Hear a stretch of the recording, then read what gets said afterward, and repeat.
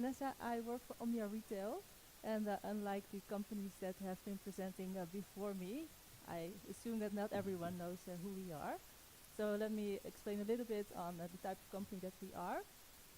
We are a dynamic pricing software as a service organization. So what we do is we offer dynamic pricing software to online retailers and brands and manufacturers who can use our software to compare prices of competitors, but also use their stock levels, etc., to automate their prices, so people don't have to do that themselves. Go to the competitor website, but they can insert it. They can insert their pricing strategy in our software, and it's all automated. And we serve e-commerce customers all over the world, some big players in Germany as well. We are headquartered in Amsterdam. But 2 years ago we acquired a German company, so now we have another office in nearby Darmstadt. So I will also pay them a visit during this trip. We are a scale-up, so also unlike the companies before who were huge companies, we have around 70 employees, so that's definitely smaller. Also maybe more manageable, and also changes going faster probably in smaller corporations. It's definitely a benefit. As Jasmin said, I work as COO for Omnia. And yeah, basically it's my responsibility to build a scalable organization, to make sure that all the collaborations run smoothly, that the processes are as efficient as possible, and that we're basically ready to grow even further to 100, 200, 500 employees in the coming years. But I also consider it my purpose to make sure that everyone who joins our company reaches their full potential. HR is also one of my, it's a department that falls under my responsibilities, and corporate culture is, I think, one of my personal, my professional passions. So I'm really happy to be here, because whenever corporate culture comes up, I tend to want to keep talking about it. So usually people look at me like, we're a dynamic pricing company, let's talk pricing. And now here I'm surrounded with people who also like to talk about culture. A little bit about me as a person, and also that explains a little bit that picture. I am from Amsterdam, quite a busy city, but I like to be outdoors. I believe that the best ideas come if you're like hiking or cycling and just be with yourself and your thoughts. And I like to work in my vegetable garden. It's a fun fact that I always share if I interview people, because yeah, it makes me feel maybe a little bit more approachable, where I share that I like to talk to my vegetables and I believe that they grow faster. So that also explains a little bit why I chose a picture in the forest. Not in Amsterdam, by the way. There's not that much nature in Amsterdam. So when I joined Omnia 4 years ago, we were facing a lot of employee turnover. Me being responsible for scaling, I felt like not really helping my purpose. So I decided to conduct exit interviews with people who recently left, but also people who just resigned, or people that were really dissatisfied. And I found out that although the reasons at first did not seem the same, when I was diving a little bit deeper, I figured out that the company that I thought they would join was different from the company they witnessed in reality. So I heard people say, hey, it's all very nice that I joined your company and you sold me that I would grow fast and learn a lot, but the amount of feedback that you're giving me, it's driving me crazy. Why do I need to receive feedback multiple times per week? I was like, yeah, if that's not what you're expecting, yeah. But also people said, like, your bar is so high, I just want to go home at 5 o'clock and finish everything that is left just tomorrow or next week and be done with it. But also some people refer to inconsistent managers or even toxic teams. So yeah, I thought we were definitely facing an issue of a mismatch between the expectations and the reality. And I also knew that I had quite a challenge ahead of me in my new role. But yeah, that's also why I joined the company, and I really like a challenge. So today I will, let me see. Yeah. So today I will talk to you about the importance of cultural fit, but also how to close existing gaps between expectations and reality. You can all imagine, I mean, we've all had first jobs and second jobs, etc. But we all know what it feels like to join a company, be very excited. And I think we can all relate to how disappointing it can be if that company does not turn out to be the company that you thought you chose. You maybe quit your previous job, you maybe just got out of college with like a lot of high hopes, and then it can be quite disappointing. So today I will talk about how to close that gap.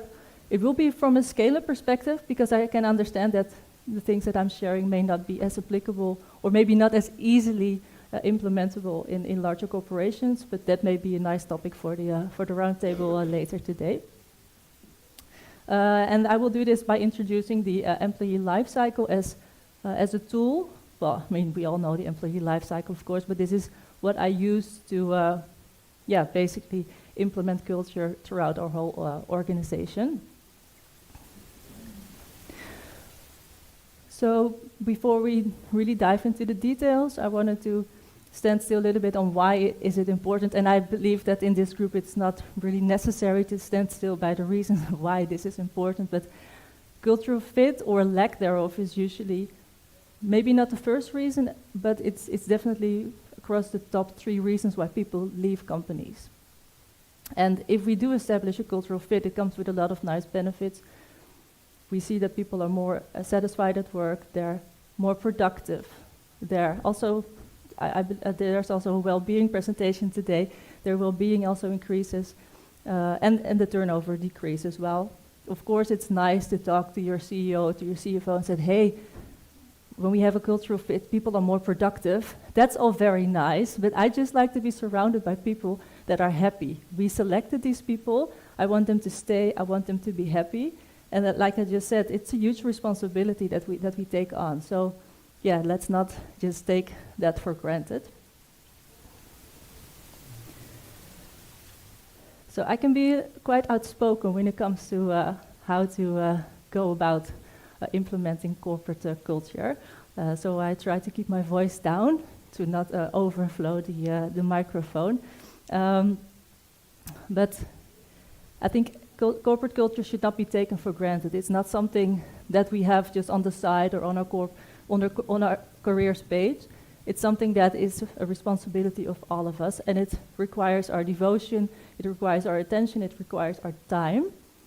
But it also deserves management. We need to actively manage our culture. I've been talking to some other companies where they said, well, why do you spend so much time on culture? We don't need to manage it. I said, well, you don't. I mean, if you don't manage it, you have a culture. It just may probably not be the culture that you've put on your employee, on your career site. So the choice is yours, but I'd rather spend more time on it. And then it becomes really something precious. So 6 months ago, I was talking to a founder, CEO of a fellow software scale-up, and he's a friend of our founder, CEO. So he asked me, he said, hey, Vanessa, I heard you got your culture implemented really well at Omnia, so can you help me? I said, well, sure. So we had a chat, and I asked him, I said, so tell me, what are your core values? So let's get started with that. And I knew it was 5 because I did my homework, so I checked the website, and he was like, yeah. He named 2, the third one, close-ish, and he didn't know the other 2. And this was the founder CEO. This was not someone who just joined the company. So I kept my face as straight as possible, but I was quite shocked. Because, I mean, you're the founder CEO of this company. If you don't know the core values, and he was complaining about the fact that his employees weren't living the culture, weren't living by the core values. It's like, yeah.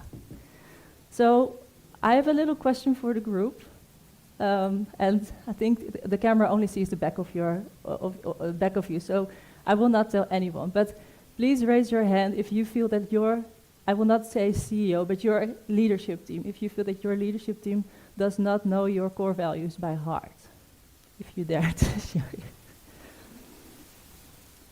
And then raise your hand if you feel that your leadership team knows all the core values by heart.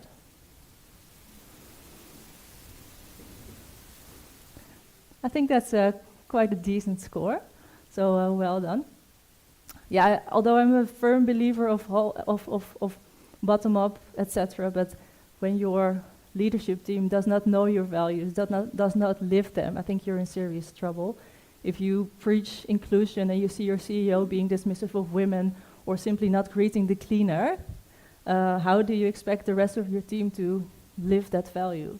Same goes with, we say feedback is very important for us. This is what we really believe in. If that's what you say, and I would not be open to feedback, yeah, I think I would have quite a challenge to make sure that everyone else is asking for feedback and providing feedback.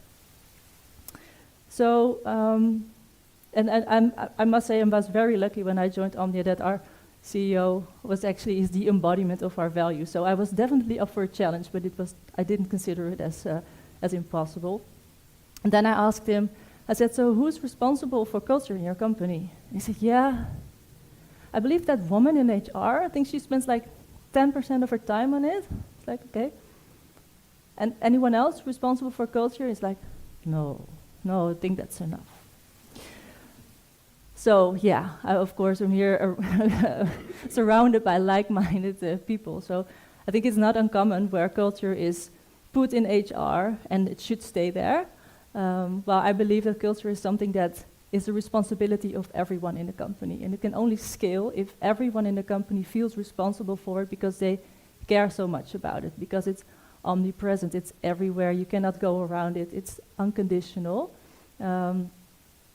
Yeah, so I'm sorry a little bit for my passion here, but I think that's really a requirement to make culture work, to make sure that you see that your CEO, your leadership team, that they fully embrace your culture, and that although it perfectly makes sense that HR has this on their agenda and they run the programs, but that everyone else also feels responsible and takes action. So as I said, I want to use the employee life cycle to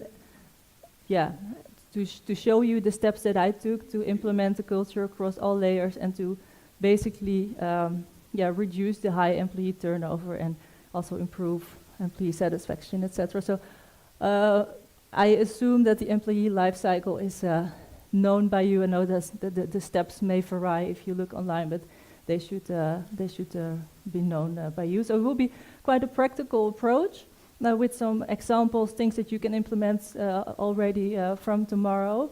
And yeah, you can probably not implement everything. Some things you probably already have running, but I hope it's insightful for you. So the attract phase, I think this is an interesting one. I think this is where the expectations are built, right? And we all like selling. We like to sell, we like to say how great our company is, right? You will grow here, you will learn, we will challenge you, we'll have fun together, we appreciate you. And I hope it's all true, but I think no company is perfect. And also, not everyone fits your company. Like for us, like I just referred to the feedback, we give a lot of feedback. It's just what we thrive on. But not everyone not everyone likes that, so that's fine. Like we, at some point, decided, let's not focus our employer branding towards the whole world, but just narrow it down to the people that we feel are fit. So we received way less applicants, but we saw a higher conversion of in the recruitment pipeline. And yeah, it was an interesting conversation at first, because yeah, you're basically also, we're not saying no to some people, but we're definitely not focusing on some people.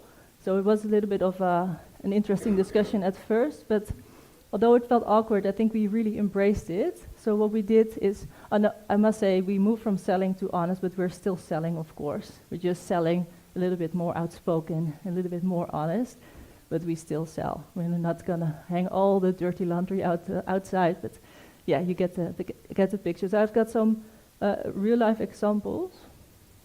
Oh, I don't. I will do it by heart.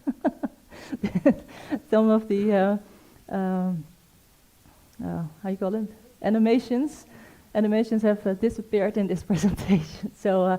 But that's fine. I rehearsed. So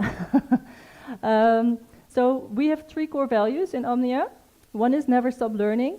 So we moved from saying, hey, you will grow and you will learn, and because everyone likes learning, right? Everyone likes to visit a seminar, everyone likes to attend a course, but what we said is, okay, you will learn a lot, but we will give you a lot of feedback, and we expect you to be self-reflective. And this is really something that shows also through the interviews, and some people are just not up for it, and that's fine. The second one is free to be you and me. That relates, of course, a lot to inclusion, diversity, inclusion. And there we said, we moved from, we want you to be free to be you, which everyone likes, right? You come to the office, you're you wear your sneakers, you put your feet on the table, and you burp, and you're like, this is just me. Well, when we moved it around, I said, no, we expect everyone who joins the company to be accepting of everyone, no matter their background, their race, their gender, etc. So although it's a little bit the same, it's more outspoken because, yeah, we will not accept anyone who's not behaving in an inclusive manner. So it's not just about you being free to be yourself. And the same goes for, we have another value that sometimes leads to some discussion. It's called obsession with excellence. So you can definitely argue on whether obsession is something healthy to say, but we wanted to polarize a bit and say, hey, we really go for that 9 or 10. We consider ourselves a sports team, and we want to be the best. We are not competitive internally, but we want to be better than competition in a fair way, just like in a sports game. But it also means that, yeah, if you deliver a 6 on a scale of 1 to 10, we probably won't be satisfied with it. You will get it back, and we wait until it's like a 9 or a 10. This is how we respect our customers. This is how we respect our employees. But so this is the example that I put on there, just as an example of how we moved to being a little bit more specific and more honest in our employee branding. And we see in the interviews that people also are prepared for it, and they relate to it. So we get way better fit employees candidates applying.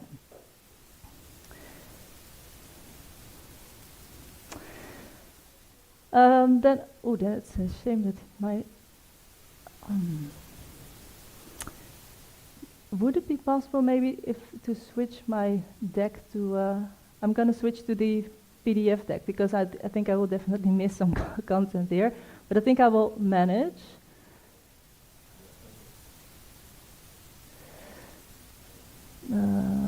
Just how do I get it in presenter mode?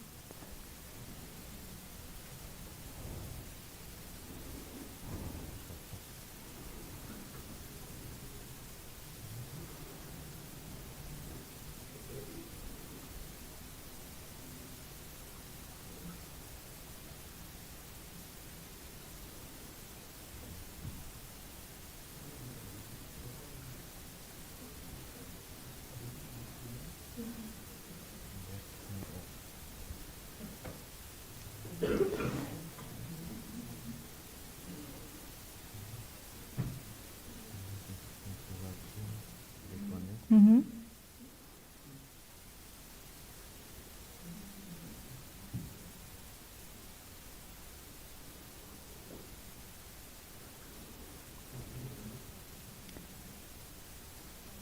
Oh, well, I will just continue with the previous deck, that's fine. Oh. Yeah, thank you. Thank you. Yes. Is it okay? Yes, thanks. So here we see my examples, but I just talked you through it. So next step is hiring. So in line with what I'm here, what I'm convinced of is we decided to only hire people that show a fit with our core values. So we have included a value fit interview at the end of every recruitment process, and I understand that we are a smaller company, but me and our CEO, we conduct every value fit interview after every recruitment process, no matter if it's an intern or a junior role or executive role. It's definitely the time investment, so we also trained our hiring team to already look for some hints to make sure that we really get the people that are likely to make it through this interview. But we included this value fit interview, and it brought us a lot of new value, a lot of additional insights. And in the beginning, it was of course hard to tell the hiring manager that we were rejecting someone that had the perfect qualifications. And we said, yeah, it's just not a value fit. But the minute you start explaining why you reject someone, for instance, you have a team that goes the extra mile, right? You go for a 9 or a 10, like I just explained in our culture. And then you bring someone on board and the pressure is high, and someone is good on paper, and probably also good in reality. But they just go for a 6. And there's nothing wrong with that, except it doesn't fit our company culture. So you bring that person to the team, and what does it do to your team vibe? How does it impact the team dynamics? Will other people be annoyed and be like, hey, you should work harder? Or will some people feel like, hey, if this person is taking 6 for as sufficient, let me also do the same? So it was actually becoming quite easy to explain why this was important, but sometimes the pressure is high with the scarcity in the team, so we definitely had some selling to do, but also explaining them that we were actually preventing worse things like decreased team morale or people leaving after 3 months. And we all know how expensive it is, right, to replace hires that just joined your company. So there are some practical tips here. I created like 5 to 7 standardized questions for every core value that we have, so not really role specific. So I always hear after conducting the interview that people feel like they weren't interviewed. So we just have conversations that I ask them how the process went to see if they're self-reflective or if they take ownership for the results, or also share successes if they're inclusive. So I get a lot of information out of a conversation that feels really laid back, and for the applicants actually a nice opportunity to meet the CEO and meet myself, and vice versa, also for us to know people who are joining our company in the future. And although I can imagine that probably your CEO may not have the time to do all these value fit interviews, I strongly urge you to not have someone of the hiring team conduct this interview, because they may not be fully neutral as someone that is outside of the hiring team. So you hired someone with a great value fit, so then it's day 1, and now they're your employee, they're no longer a candidate, and now it's your job to make them ambassadors, so to teach them about culture. So what we did is we created a culture deck, and we moved from just the core values, which never stop learning. Sounds nice, but what does it mean? So we added beliefs and behaviors to each value. So we made our culture very specific, and I know that behavior sounds very army-ish, right? Thou shalt, but we actually made it fun and practical. For instance, on Never Stop Learning, we introduced the behavior that says, we admit when we're wrong. Simple as it is. And when it comes to free to be you and me, we said we speak English to each other. It's very simple, but we are an Amsterdam and Darmstadt-based company, so we have a lot of Germans and a lot of Dutch people, but we have 20 nationalities among these 70 people that we have. And I think we can all relate how it feels if someone, I mean, I do understand some German, but if people are only speaking German, I feel like I get parts of it, but I cannot answer back, or at least I don't feel comfortable talking back in German. And then I even understand the language, right? So I can imagine if you hear me speak Dutch, and you're from Iran, you're like... So it was very simple to add those type of behaviors and also the beliefs of why did we choose these values, made it more understandable and relatable to our employees, and to really learn and grasp what our culture really entails. And we also provide workshops. Here I go again with my feedback. I host feedback workshops, having people from 20 different countries. We can all imagine the Dutch are known for being quite outspoken and a little bit maybe too direct. And then there is people that come from other cultures, and they may not be comfortable with even give feedback to a superior, or maybe receive feedback from someone that they're managing. But it's not only about teaching your new hires or your employees about culture, it's also about teaching, learning from them. So what we did is we asked a lot of, here we go again, feedback. We included culture in our employee survey, so we asked them, how are we doing, how can we improve? We added culture in our one-on-one meetings, in our performance reviews, and we established a culture focus group. So we get feedback from a lot of different angles on how we can even do better. And then we actually implement that feedback because, yeah, if you don't do anything with feedback, of course, at some point people will stop providing you with the feedback.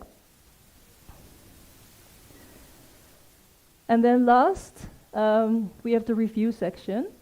So, as I said, we have included core values and our culture in the performance reviews, and also we dare to act on it. So if people do their job perfectly, for instance, a sales manager hitting their targets, but is just not inclusive or not self-reflective, that person is probably not going to be promoted because we really take the culture that seriously. So we consider culture when we're promoting, but also if the gap between the values of a person and of our company is becoming too big, we will coach them, we will train them, but at some point, yeah, it could be that we are parting ways. But let's face it, probably someone who is in a company that is not sharing the same values is probably also not very happy in your company. So I'm not saying just fire them, but start conversations with each other and see how you can work things out. But on the fun side, we celebrate culture. We decided to move from random events to really connecting our culture to the events. So for instance, since we have this obsession with excellence, we do more sports events where people can actually compete with each other.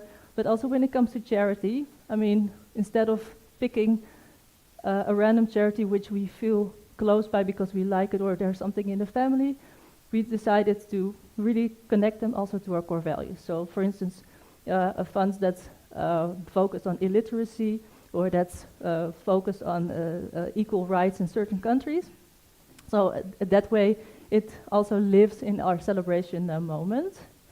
And we have also introduced culture rewards, so people that show really good fits with the culture and with the core values, they get awards, so that's also a nice way to celebrate.